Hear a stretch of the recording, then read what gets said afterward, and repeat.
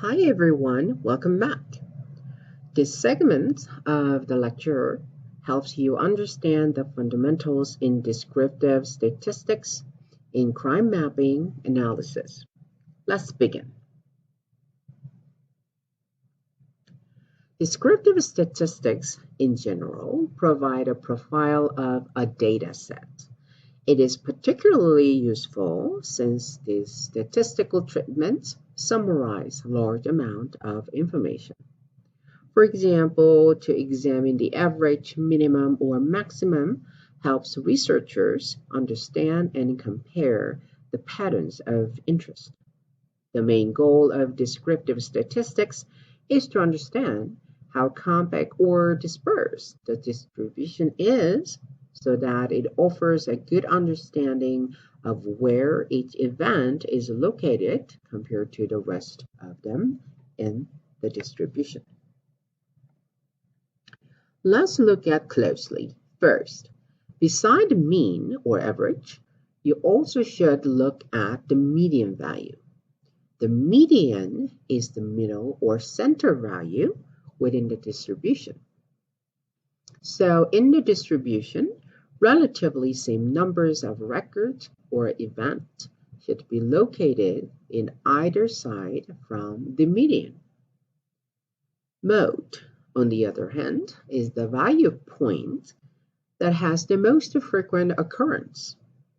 So it is like a peak in the distribution, and it is called maxima. Hence, it is possible to have more than one peaks or two maximas in one distribution. So use the example to calculate the median and mean values to compare the distribution of values. Then when to use the mean and when to use the median?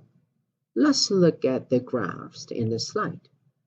The means or averages are quite sensitive to extreme values in the distribution.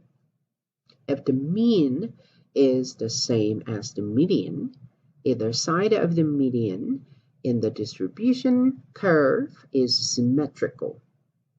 However, one or two very big or very small values in the distribution can pull the average into the one side. We call this pulled mean, and its resulting asymmetric distribution skewedness. Thus, instead of the mean in these cases, the median becomes a more useful measure to examine which value is true center of the distribution. Also, a question of how wide the values are spread provides a better understanding of the distribution. The distance between the lowest and the highest scores is called range. Specifically, interquartile range shows where the break values are for lower 25% and upper 25%.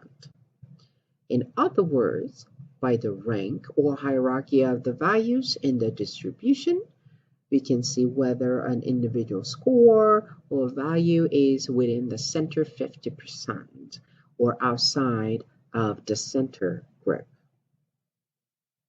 Let's look at some specific measures of dispersion.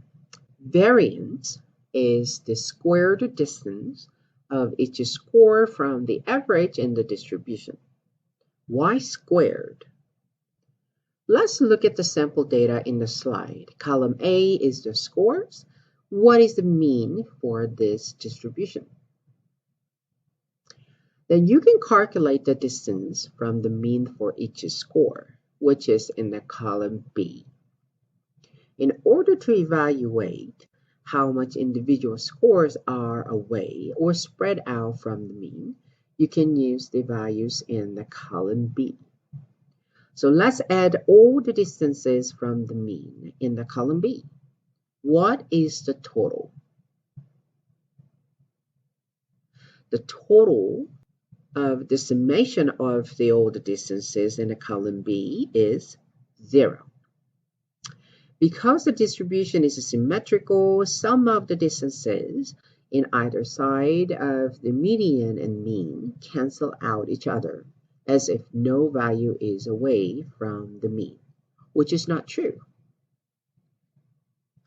So if you square them, now you will actually have value that represent the dispersion. So now if you square root the variance, you get this non-negative value called the standard deviation.